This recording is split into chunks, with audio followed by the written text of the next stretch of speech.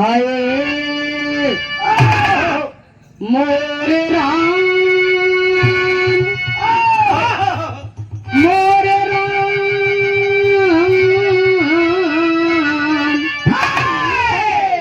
हे भोले जोगिया हो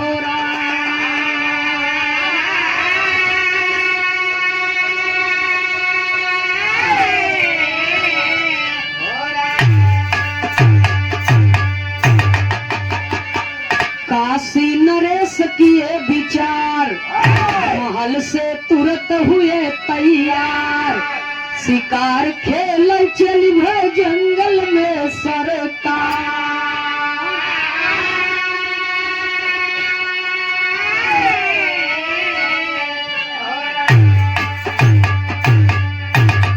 मिताई काशी मुल्ला में रही गईले शिकार खेल वन में पहुँचे जाई मिताई काशी मुल्ला में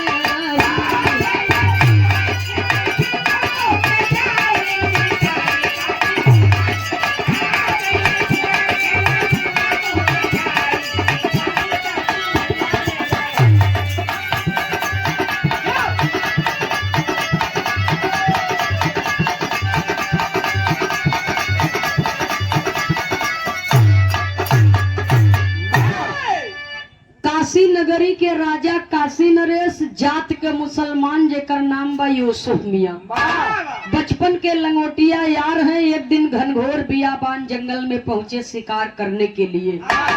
काशी नरेश को थकावट महसूस हुई, एक पेड़ के छांव के नीचे बैठ गए। उनको नींद आ गई, सो गए। बगल में यूसुफ मियाँ लेटे हैं लेकिन जग रहे हैं। तो जौने पेड़वा के नीचवा ये दोनों जने आराम करत हैं, वही पेड़ के ऊपर एक चकई चकवा के जोड़ा बैठा बा जेके चकोर पंछी कहत थी। काशी नरेश यूसुफ मियाँ के देख के चकैया चकौना से कहता, चकई कहन लगी चकवा से पतजी सुनिए ध्यान लगा, सोया राजा पेड़ के नीचे ये कर मौत गई न्यारा। तब चकई चकवा डाकर तब चकई के रानी का घर में पगला। चकई कह सुना है दुल्हा हमारी बतिया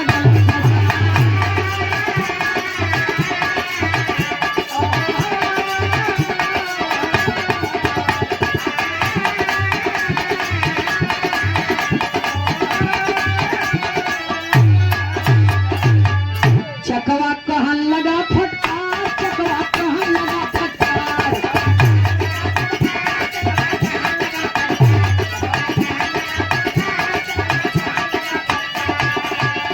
चकवा कहन लगा फटकार, सुन है हमारी गुलनार, कैसे मरी है राजा हमके बताई मिताई काशी मुल्ला।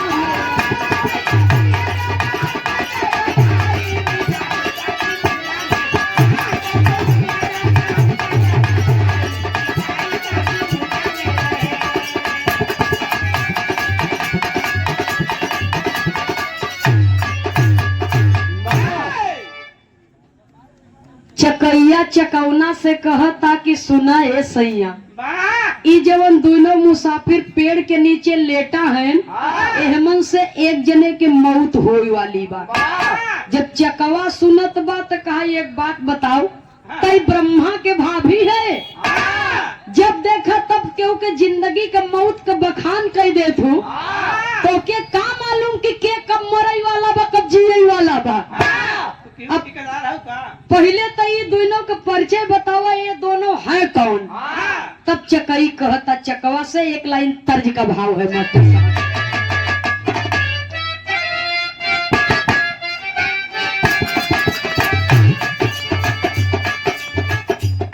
ये गीत हमारे हिंदुस्तान के सौंधी मिट्टी की पारंपरिक गीत है। एक हमार मतारी बहन लोग गावत थी कब जब शादी ब्याह के अवसर आवत है तब। कैसे गावत थी भैया हो, कहवा से आवेला बाबा के पिटिलावा हो,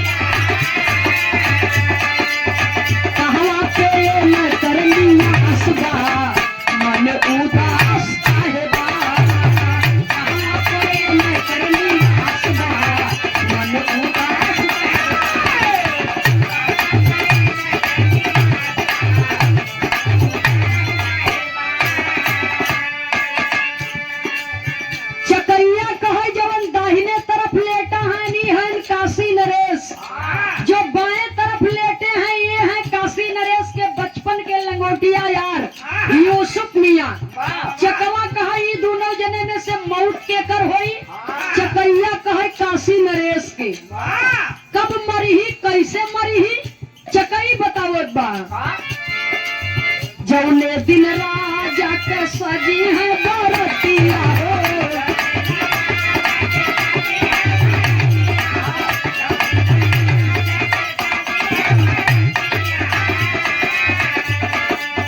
उही दिन हो सैया ये न करतिया हो।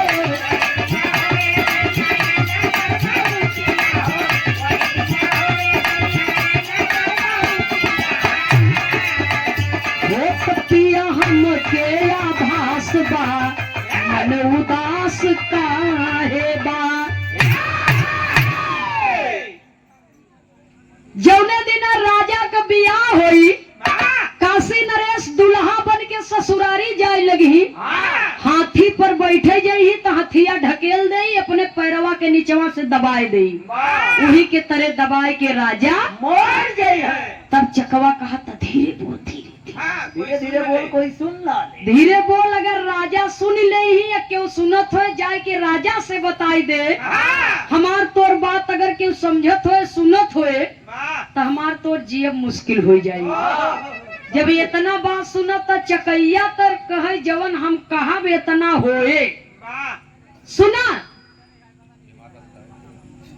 काशी नरेश हाथी पर बैठे जाई, हथिया ढकेल दे, अपने पैरवा के नीचवा से दबाए दे, उही के नीचे दबाए के राजा मर गए। चकवा कहे मान ले हुआ से बच गए। तब चकैया कहे अगर हुआ से बच जाई तो बियाह कह के रानी के घरे लिए ही, सुहाग रात मनावे बदे शयन कक्ष में जब जाए लगी तो दरवाजा गिर जाए, उही के तरह दबाए के राजा मर गए।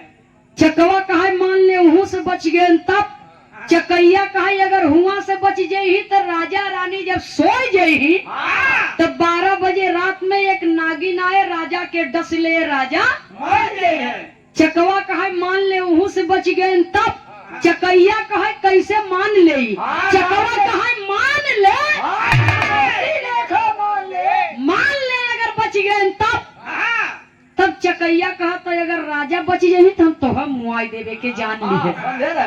जो लिखा है सो लिखा है, मृत्यु घसीट कर कहीं न कहीं तो ले जाएगी। जब इतना बतिया सुनत है चकवा, तब चकई से कहत है कि बताओ क्यों राजा से बताई दे तो हमार तो जीवन मुश्किल हो जाए। चकैया कहे राजा से जे बतावे जाए ये हमार श्राप बा, क्यों बताए तो पत्थर हो जाए। आई सारी बात यूसुफ मियाँ सुन रहे हैं। जिस प्रकार से राजा भोज को वरदान मिला था, जीव जंतु पशु पक्षी की भाषा समझने की शक्ति थी, उसी प्रकार से यूसुफ मियाँ के अंदर भी वो वरदान मिला था और क्षमता थी कि जीव जंतु पशु पक्षी की बोली भाषा वो समझ ही सके, सुन सके। तो पेड़ के नीचे लेटे यूसुफ मियाँ अपने मन में विचार कर रहे हैं। बिरहा में एक लाइन तर्ज का भाव है, मास्टर साहब कहना है,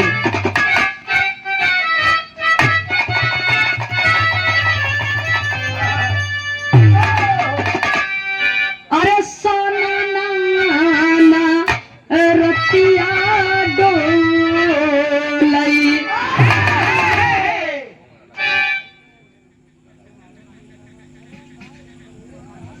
बिरहा सुनने वाले बड़े भैया ऐसन बा, दादा लोग दादा ही लोग रहे, नंदनिया नंदनिया रहे।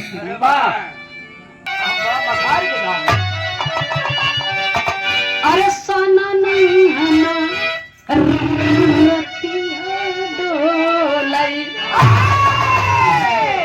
एक ननद बा एक भौजी, भौजैया के गवन बिया कुल भवन, नदिया के खाली बिया हवई भर भवा गवन नहीं भवा।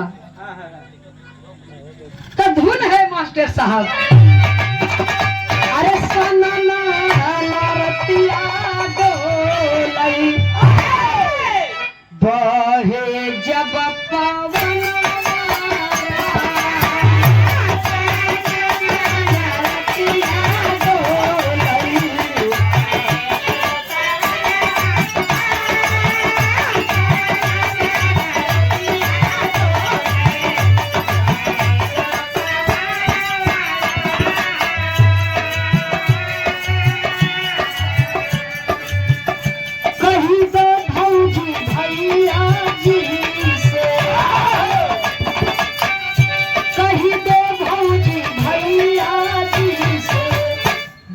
देतली गवना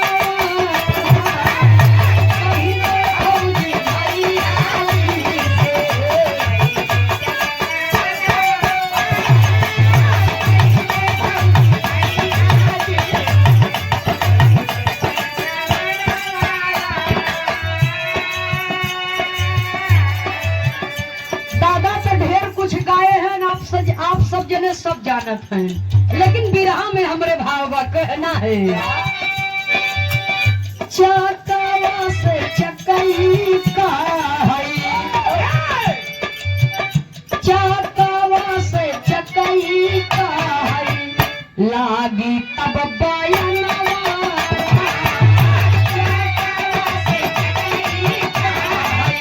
लागी तब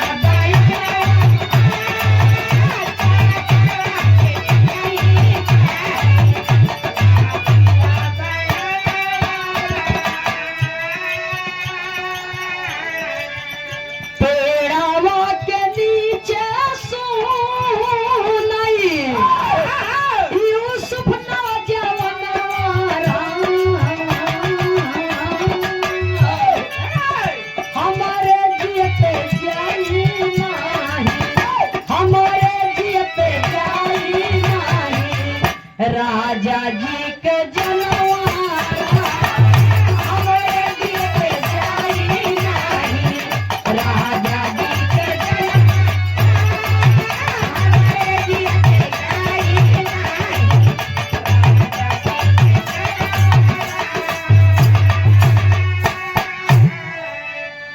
प्रतिज्ञा कर लिए, प्रतिज्ञा कर लिए कि हमारे जीते जिंदगी मेरे दोस्त की जिंदगी नहीं जा सकती। सोचता हूँ कि अगर बताई दे तो पाथर हो जाबे, तो हमके स्वयं भी बचे के बा और उनके भी बचावे के बा।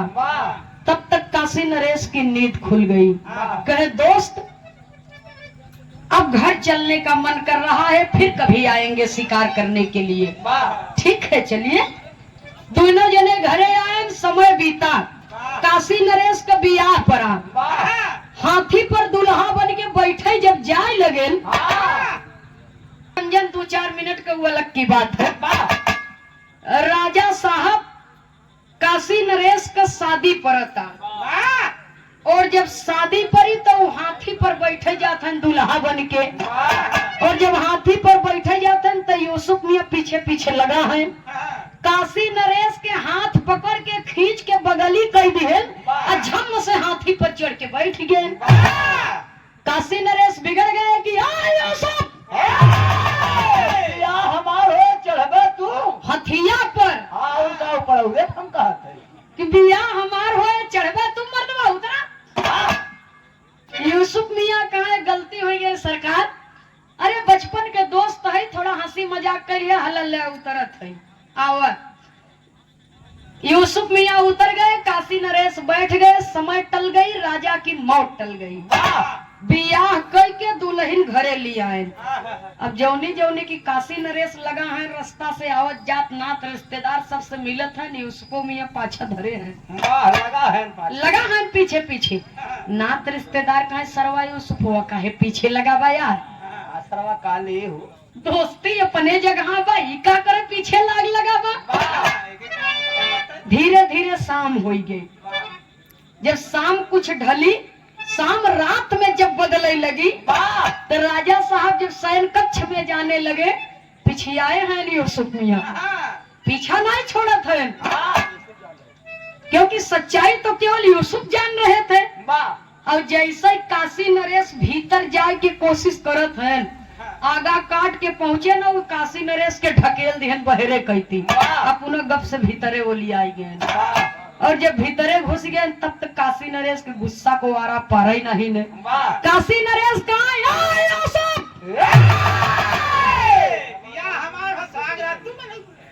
ये क्या बेवकूफी है।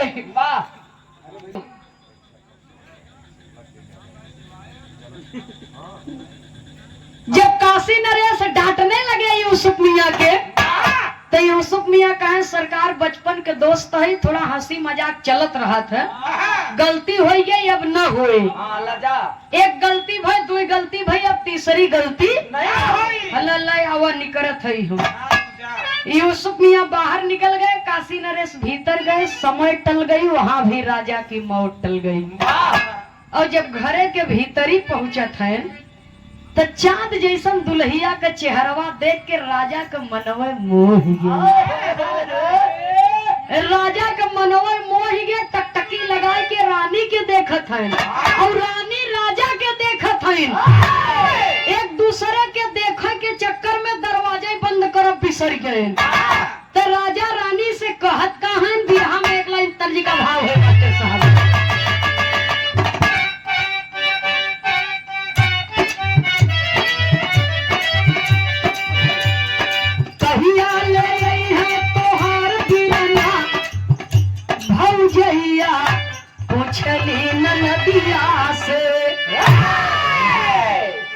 पहले का जमाना के धुन रहा। मंजीत बाबू बिरहा में एक तनी बदल दिया गया और तेल मसाला लगाए के थोड़ा सा तेल मसाला जब लगाए के और बदल दिया गया तभी गाना कैसन भ हंस के तू देखा जे एक बेरिया, हंस के तू देखा जे एक बेरिया, हम मरी मरी जाई तो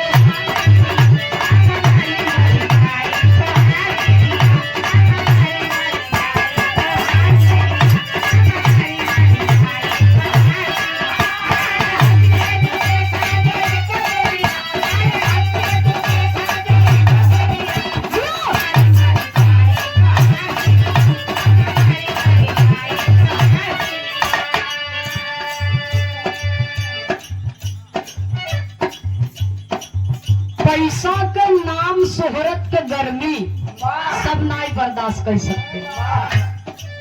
ज्यादा धन हो जाए, ज्यादा बल हो जाए, नाम हो जाए तो सबको बर्दाश्त करब बस के नहीं है। क्यों क्यों मनई बर्दाश्त कर सकत है। यूसुफ मियाँ कह रहे हैं कि ए महाराज नाराज मत हो सरकार, मैंने कोई गलती नहीं किया है। कैसे आए ये छोड़ा, काहे आई है ये पूछे, कहा क्यों आए हैं, कहा जरा एक नजर फर्श पर डालिए देखिए। और जब फर्श पर देखा था तो नागिन के सिर अलग और धड़ अलग। तब तक काशी नरेश 2 कदम पीछे हट गए। ये क्या है, कहे सरकार अगर मैं न होता तो आप नहीं होते। ये नागिन आपको डस लेती और रानी साहिबा विधवा हो जाती। तुमको कैसे मालूम कि नागिन आएगी मुझे डस लेगी मैं मर जाऊंगा।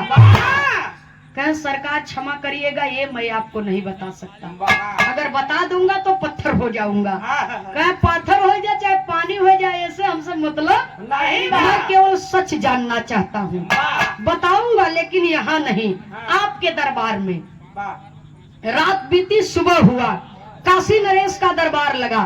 जैसे आप लोग बैठ के बिरहा सुनत है इसी प्रकार से जनता खचाखच भरी है। राजा साहब राज सिंहासन पर विराजमान है। यूसुफ मियाँ राज दरबार के बीचों बीच खड़े और सच्चाई बताने के लिए तैयार। सच्चाई जब बताने लगे तो हुआ क्या क्या, और आप परम यूसुफ मियाँ बता रहे हैं भरे दरबार में, और बताते क्या है क्या। अरे बन गया पत्थरा, ए राम बन गया पत्थरा, ये भैया बन गए पत्थरा। बताए यूसुफ जब कहानियां बन गया पत्थरा।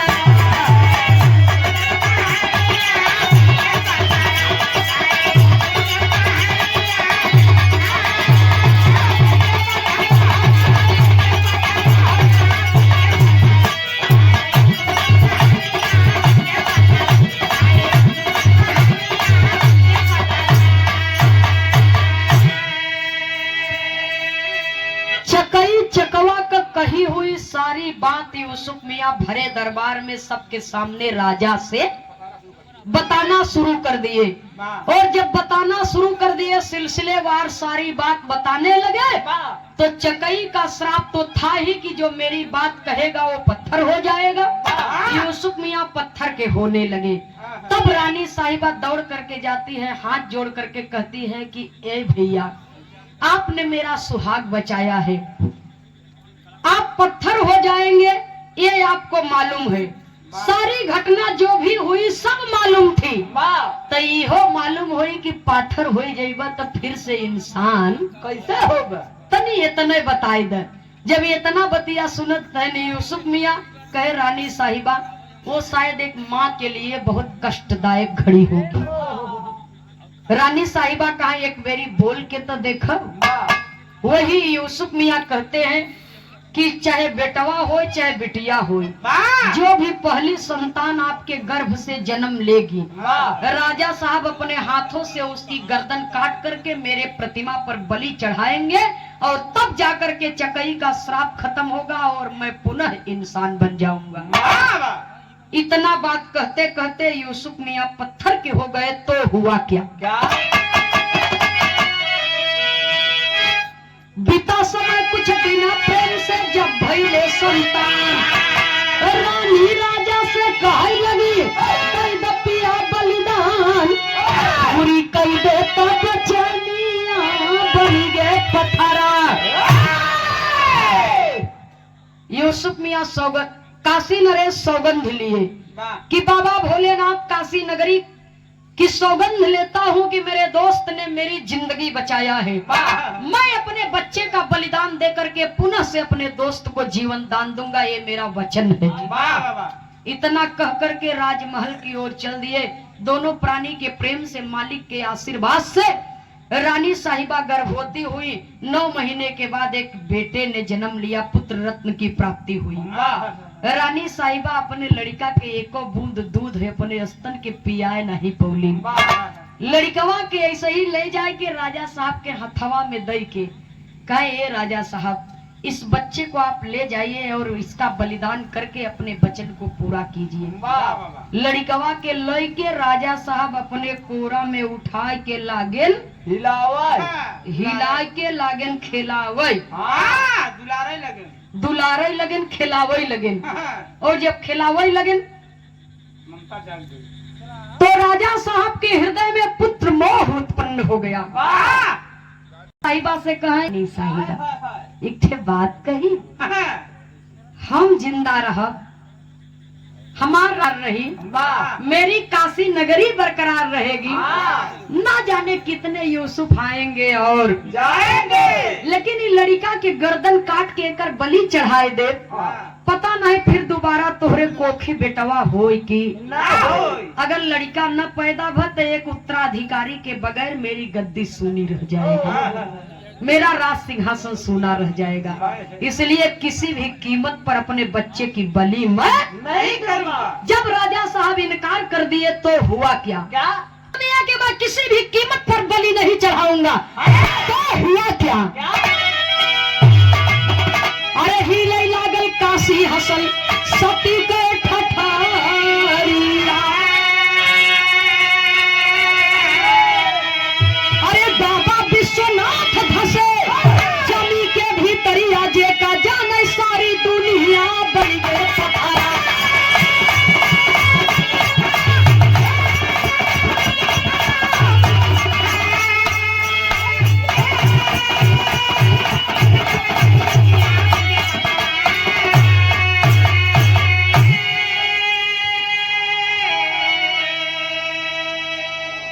राजा साहब अपने वचन से मुकर गए और कहा जाता है डाल का चूका मर्द। जब बात चूक गई तो चूक गई। राजा साहब अपने बात से चूक गए, अपने वचन से मुकर गए और राजा साहब जो ही अपनी बात पर कायम नहीं हुए, काशी नगरी हिलने लगी। काशी नगरी हिलने लगी, भयंकर तूफान आने लगा, काशी नगरी डगमग होने लगी। और जब काशी नगरी डगमगाने लगी, बाबा भोलेनाथ, बाबा विश्वनाथ जमीन में धंसने लगे और माँ सती की ठठरी हंसने लगी। माँ सती की ठठरी इसलिए हंस रही है कि आ राजा, अरे जिस राजा के पास अपना वचन निभाने की सहन शक्ति न हो वहां की प्रजा कैसे खुश रहेगी। जिस घर का मालिक का वचन दोगली हो उस घर के सदस्य को कभी सुख नहीं मिल सकता है। इसलिए तू तो राजा है इस काशी नगरी का, और जब तू ही अपने वचन पर कायम नहीं रख सका तो तेरी प्रजा कैसे सुखी रहेगी। आज मैं हंस रही हूँ राजा, कल सारा जमाना हंसेगा, तेरी जग हंसाई होगी। रानी साहिबा जब इतना बात सुनती है तो राजा साहब के हाथों से बच्चे को छीन लेती हैं। मैं अपने एक पुत्र के कारण हजारों पुत्रों की बलि नहीं दे सकती। अर्थात राजा और प्रजा का रिश्ता पिता और पुत्र का होता है। तो मैं अपने एक पुत्र के कारण अपने हजारों पुत्रों की बलि नहीं दूंगा, नहीं दे सकती। वही रानी साहिबा राजा साहब के हाथ से बच्चे को ले लेती हैं और चल देती हैं जहां यूसुफ मियां पत्थर के हुए हैं। राजा साहब के गाल पर जैसे कोई तमाचा जड़ देता है। राजा साहब का मोह भंग हुआ। पुत्र मोह से जब बाहर आए, उनकी चेतना लौटी तो रानी साहिबा के हाथ से उस बच्चे को छीन लेते हैं और कहते हैं कि आप धन्य हो रानी साहिबा, वचन मैंने दिया और निभाने आप जा रही हो। स्वामी, मैं इसलिए आपका दिया हुआ वचन निभाने जा रही हूँ कि जहाँ आपका सम्मान नहीं वहाँ मेरा सम्मान कौन करेगा। उपस्थित सकल पंच को रानी साहिबा की बात सुनकर के राजा साहब का हृदय द्रवित हो गया, नेत्र सजल हो गए कि वाह रानी वाह, ये सच्चाई है कि जिस जगह पर स्त्रियों का सम्मान होता है, नारियों की पूजा होती है, उस जगह पर देवता निवास करते हैं। तो आपने मेरा अर्धांगिनी होने का फर्ज निभा दिया। मेरे दिए हुए वचन को आप पूरा करने के लिए जा रही थी, मेरी लज्जा को आपने बचाया। मैं आपको प्रणाम करता हूँ रानी साहिबा। राजा साहब हाथ जोड़ करके अपने गलती के क्षमा मांगे और रानी साहिबा से उस बच्चे को ले करके कटार निकाले और यूसुफ मियाँ के प्रतिमा के पास पहुंचे। बच्चे को रख करके बाबूजी जब गर्दन पर कटार चलाने लगे, देखने वालों का तांता लगा हुआ है, सबका हृदय द्रवित है, सबकी आंखें नम हो गई, नेत्र सजल हो गए।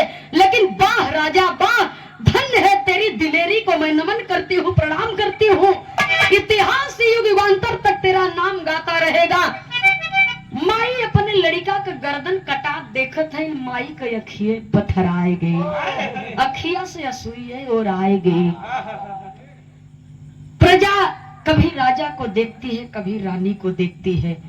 प्रजा तो रो रही है, नेत्र छलछला रहे हैं, सबका हृदय दुखित है, लेकिन माई के आंख से एक बूंद आंसू नहीं गिर रहा है। राजा साहब अपना वचन निभाने के लिए उस बच्चे के गर्दन पर जब कटारी से वार करने लगे, जो ही बच्चे का गर्दन कटा है और खून का छींटा निकला है, यूसुफ मियाँ के प्रतिमा पर पड़ा है। बाबूजी, चकई का श्राप समाप्त हो गया, यूसुफ मियाँ पत्थर से इंसान बन गए। गर्दन लड़का कटाई गई। माई देख रही है, पिताजी देख रहे हैं, पूरी प्रजा देख रही है। प्रजा देखे वालन के बाबूजी कलेजा मुहे के आवत बा कि अरे बाप रे बाप, धन्य हो राजा तुम और धन्य हो रानी साहिबा आप। तब तक यूसुफ मियाँ जब देखते हैं बाबूजी तो यूसुफ मियाँ को अपार कष्ट हुआ। यूसुफ मियाँ हाथ जोड़ करके कहते हैं कि धन्य हो भोलेनाथ, आप और आपकी शक्ति अनंत है। आज इस भक्त को आपके आशीर्वाद की आवश्यकता है। यदि मैंने सच्चे हृदय से निस्वार्थ बगैर छल कपट के दोस्ती का फर्ज निभाया है तो उसे मित्रता की वास्ता है। आपको आप इस बच्चे को जीवित कर दीजिए, इसके बदले में मेरी जिंदगी सदा सदा के लिए समाप्त कर दीजिए, मुझे कोई गम नहीं होगा।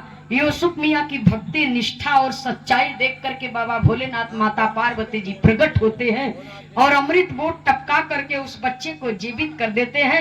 लड़कवा जब हाथ गोड़ फेंकत बा तब माई धधाई के अपने बचवा के उठा के अपने गोद में ले करके आंचल उड़ा करके बेटे को अपने समेट लेती है बाबूजी। और आंचल उड़ा करके माँ अपने बच्चे के ऊपर ममता के मोतियों की बौछार कर देती है।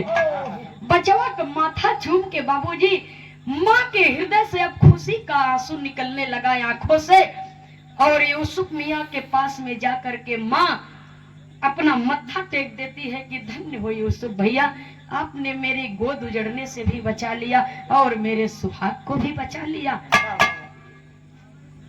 धन्य है आपकी दोस्ती और धन्य है आप। तब बाबा भोलेनाथ ने कहा कि यूसुफ मियाँ, अपने लिए यदि आप कुछ मांगना चाहते हो तो मांग लो। यूसुफ मियाँ कहते हैं कि प्रभु, अपने लिए जिए तो क्या जिए, क्योंकि जो अपने लिए जीता है उसका मरण होता है, जो देश और समाज के, जो अपने लिए मरता है उसका मरण होता है, जो देश और समाज के लिए मरता है उसका नित्य प्रतिदिन स्मरण होता है। तो हमारी मृत्यु स्मरणीय होनी चाहिए। आशीर्वाद अपने प्रयास ने भी हमारे प्रभु, मुझे अपने लिए कुछ नहीं चाहिए, देना चाहते हैं तो इतना ही सिर्फ दीजिए कि जब तक जीवित रहूं ऐसे ही ईमानदारी के साथ मेरे मन में तनिक भी लालच ना आए, दोस्ती को निभाता रहूं और आने वाले समय में हम दोनों मित्रों का नाम अमर हो जाए। इसीलिए कहा जाता है एक दोस्ती की मिसाल द्वापर युग से श्री कृष्ण और श्री सुदामा जी की मिलती है। एक दोस्ती की मिसाल त्रेता युग से मिलती है भगवान श्री रामचंद्र जी की और सुग्रीव जी का। तो दोस्ती तमाम हुई बाबूजी। दोस्ती करना आसान है, लेकिन ईमानदारी के साथ निभा देना ये कठिन होता है बाबूजी। इसीलिए कहा जाता है दोस्ती में एक दोस्त दूसरे दोस्त का खुदा होता है। दोस्त की याद तब आती है जब दोस्त दोस्त से जुदा होता है। खुदा अपनी भी अदालत में मेरी एक अमानत रखना, मैं रहूं या ना रहूं इस जहां में मेरे दोस्त को सलामत रखना। धरती का सबसे पावन रिश्ता है दोस्ती, जिसमें जात पात अमीरी गरीबी नहीं देखी जाती।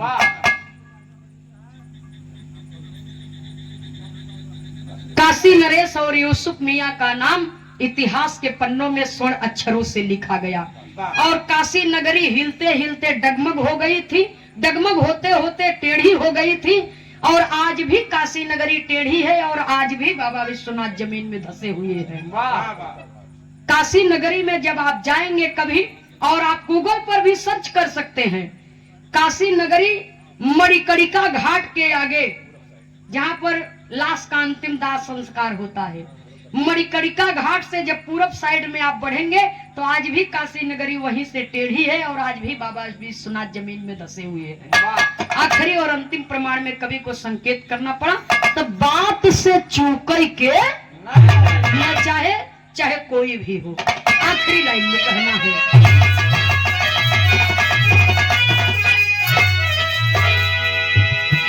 स्वामी सीताराम ही शोभनाथ जी स्वर्ग सिधारे,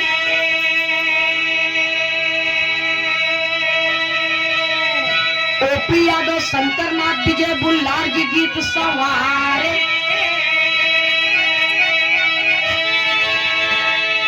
अरे राम मिताई काशी मुल्ला में रही, ओ बाबू मिताई काशी मुल्ला में रही, नंदनी खेमराज बिरह में जोग रमाई, मिताई काशी मुल्ला में रही। लगी रहा बाबू।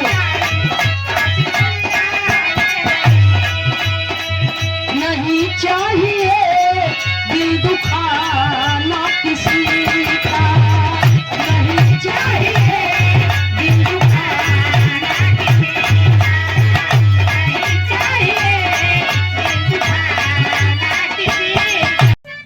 रानी के खूबसूरती पर कहते क्या है, हे रानी से राजा कहेले बतिया, रानी से राजा कहेले बतिया, आज कैसे सूख गवा पे कटी बतिया, आज कैसे सूख गवा पे कटी बतिया,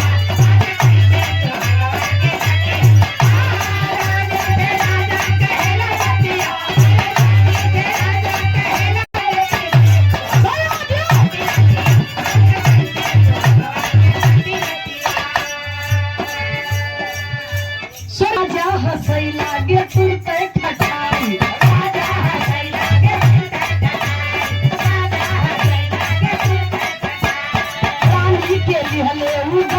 लगाई रानी के लिहले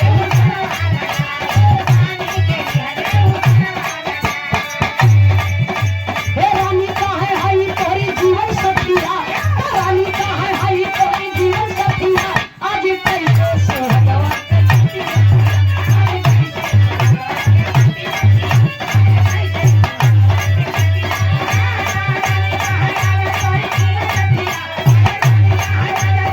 आज कैसे सोहगवा के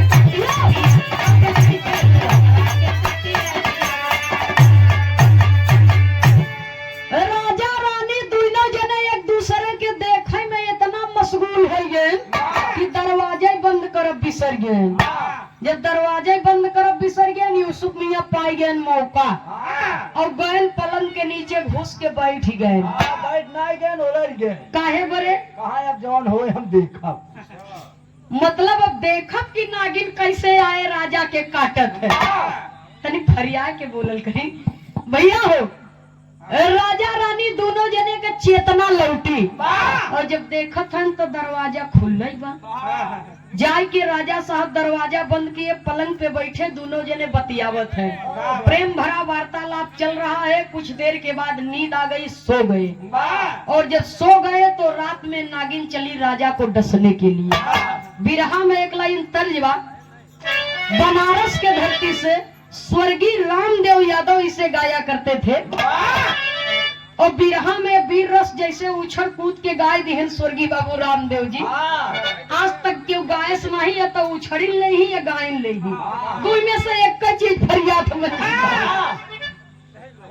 तो देखिए बाबू रामदेव जी गाए थे कैसे मास्टर साहब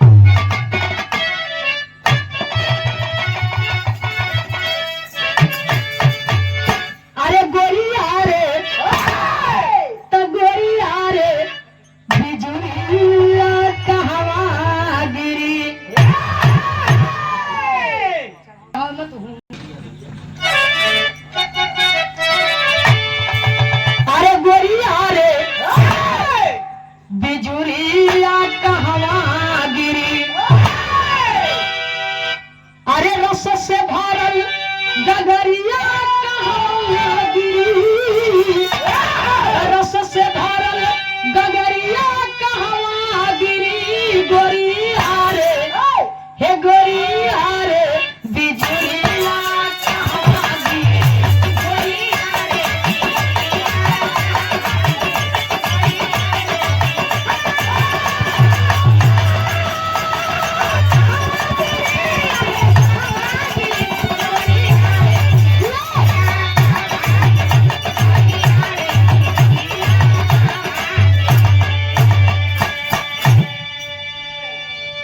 आत्मा रूपी दुल्ही परमात्मा रूपी दुल्हा का बात रही। परमात्मा रूपी दुल्हा आत्मा रूपी दुल्ही के कहीं जौन ज्ञान से भरी गगरी बा ई कहाँ छलके गोरिया रे बिजुरिया कहवा गिरी रस से भरल गगरिया कहवा गिरी ये लिए कि शरीर जितने बुढ़ात है आत्मा उतने जवान होत है और उतर नेह परमात्मा से लागत है। पौरुखवा और आ जात है जब अपने आप में भगवान भगवान करे लगबे जब तक पौरुख बा तब तक तो हम ही हम भाई भैया करना पड़ा कहना है अरे यूसुफ लिए तलावरिया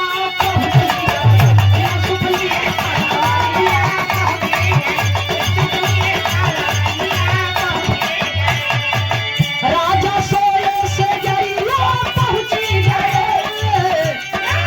राजा सोए से जरिया पहुंची गए यूसुफ लिए तलावरिया यूसुफ लिए तलावरिया पहुंची गए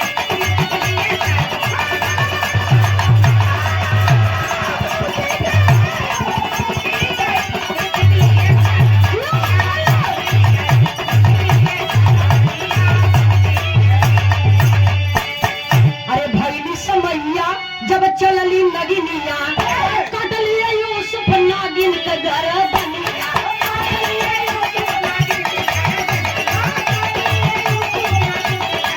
फुली रानी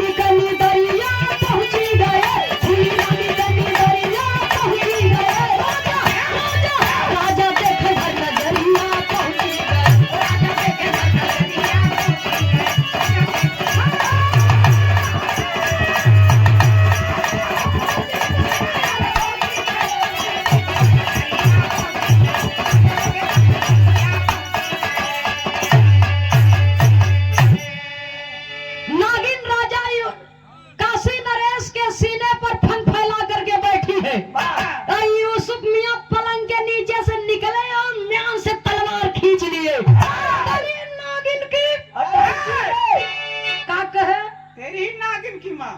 हाँ, एक जने कहा था ना अटैची में, एक जने कहा था माँ। हाँ, हम लोग सेल्फ सेंटर में पास है। बताइए भैया हो, यूसुफ मियाँ कह रहे हैं कि आई हो हमारे राजा के काटे, हम तो है काट के फेंक दे भाई। हमारे जीते जिंदगी तो मेरे राजा को, मेरे दोस्त को मुझसे कोई नहीं छीन सकता। वही म्यान से तलवार खींच लिए और तलवार से झटका में मारे, नागिन का सर और धड़ अलग अलग होकर के गिर गया। सर एक तरफ और धड़ एक तरफ। एक तरफ। अच्छा, झटका में गर्दन जब काट दिए वाह। तो एक बूंद खून जा करके सो रही रानी साहिबा के होठ पर गिर गया।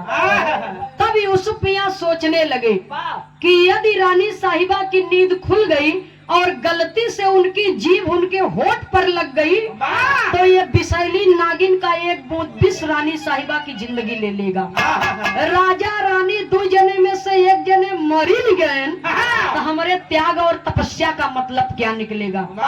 इसलिए मुझे इनकी जिंदगी बचानी होगी, अपने धर्म को बचाते हुए, अपने धर्म को बरकरार रखते हुए कि मैं इनके लिए पराया पुरुष हूँ और जाति का मुसलमान हूँ, और ये मेरे राजा की पत्नी है, मेरे दोस्त की पत्नी है। हाथ से छू नहीं सकता क्योंकि मैं पराया पुरुष हूँ इनके लिए। वही बाबूजी यूसुफ मियाँ तलवार की नोक से बड़े सावधानी के साथ में रानी साहिबा के होठ पर गिरा हुआ खून को पोंछ दिए। खूनवा तो पोछाएंगे लेकिन रानी साहिबा के निदिये खुल गई। और जब रानी साहिबा की नींद खुल गई तो देख रही है यूसुफ मियाँ को, और यूसुफ मियाँ के हाथ में तलवार, तलवार में खून लगा है। रानी साहिबा घबराहट में राजा साहब को जगाती है। जब राजा साहब उठे तो यूसुफ मियाँ को देख रहे हैं और डांट करके पूछते हैं कि यूसुफ,